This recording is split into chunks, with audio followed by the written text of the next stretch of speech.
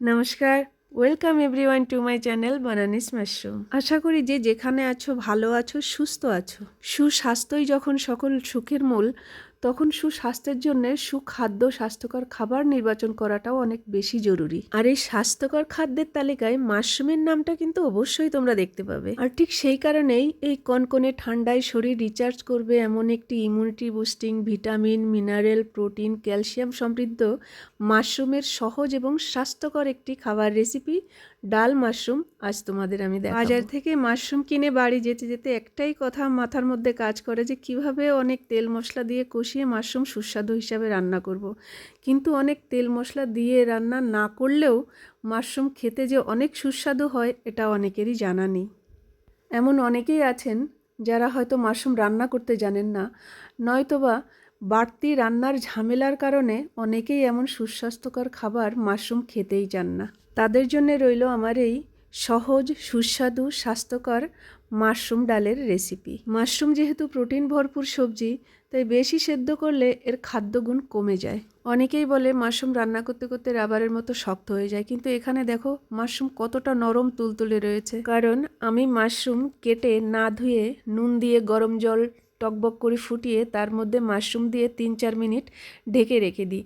তারপরে গরম জল থেকে তুলে নিয়ে তখন আমি ভালো করে ডলে কষলে পরিষ্কার করে ধুয়ে নেব। যদি মনে সন্দেহ থাকে পোকামাকড় থাকবে কিছু, নুন দেওয়ার কারণে সেটাও থাকে না। কাজেই বাড়তি সেদ্ধ করে মাশরুমকে শক্ত করার কোনো প্রয়োজন নেই। মুগের ডাল ভেজে সেদ্ধ করে নিয়েছি। মাশরুম গরম, মুগ ডাল ঠান্ডা, শীতের দিনে দারুণ কম্বিনেশন কিন্তু।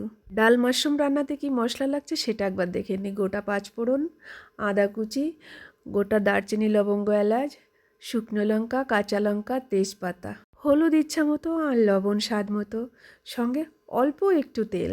আর তার সঙ্গে রইল সামান্য মশলায় অসামান্য স্বাদের গ্যারান্টি। ডাল ফুটতে শুরু করেছে, এবার এর মধ্যে আমি নুন আর হলুদ দিয়ে দেবো। ভালো করে নেড়েচেড়ে মিশিয়ে এবার ডালের যে ফেনাগুলো উঠছে ওগুলো আমি ছেঁকে ছেঁকে ফেলে দেবো। কারণ ডাল ফ্রেশ রাখতে ডালের সঙ্গে অনেক ধরনের পাউডার কেমিক্যাল মেশানো হয়। তো ডালের এই ফেনাটা ফেলে দিলে আমার মনে হয় বিষাক্ত জিনিসগুলো চলে যাবে, ডালটা আরেকটু স্বাস্থ্যকর হবে।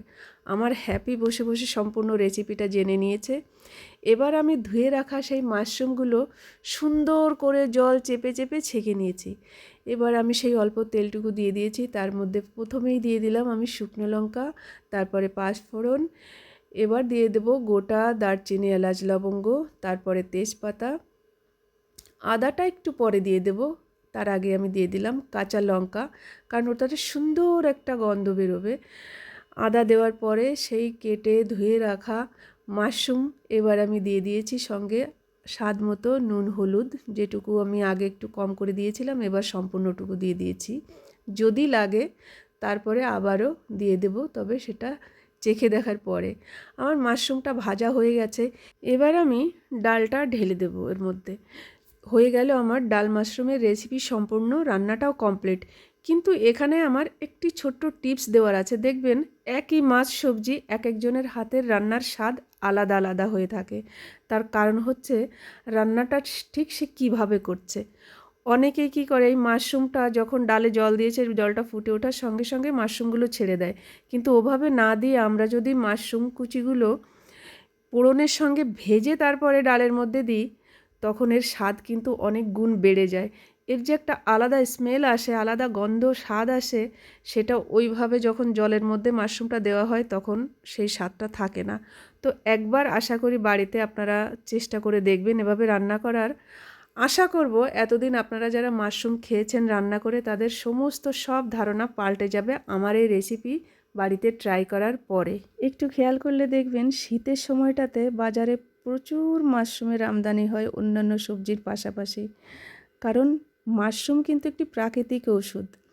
আর শীতের সময় মাশরুমটা অনেকেই খেয়ে থাকে, যারা গরমের দিনে মাশরুম খায় না অনেকেই হয়তো জানে যে মাশরুমটা একটু গরম ধাঁচের খাবার। তো শীতের সময় মাশরুম খেলে শরীর কিন্তু খুব সুস্থ থাকে, ঠান্ডা লাগার প্রবণতা কম থাকে। অন্য কারো হ্যাপি খায় কিনা জানি না, আমার হ্যাপিরও কিন্তু সেদ্ধ মাশরুম প্রিয় খাবার। যাদের কোলেস্টেরল আছে তাদের শীতে খুবই কষ্ট হয়। তো এই ওয়েস্টার মাশরুমে কিন্তু কোলেস্টেরলের সমস্যা অনেকটাই কমিয়ে দেয়।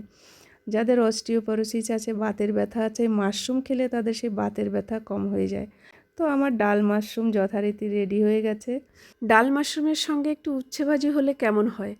যেমনি ভাবা তেমনি কাজ। ছাদ বাগানে গিয়ে কিছু উচ্ছে তুলে নিয়ে এলাম। উচ্ছে ভাজির রেসিপি জানে না দুনিয়াতে এমন লোক খুব কমই আছে, কাজেই উচ্ছের রেসিপি বলে কাউকে আর বিরক্ত করব না।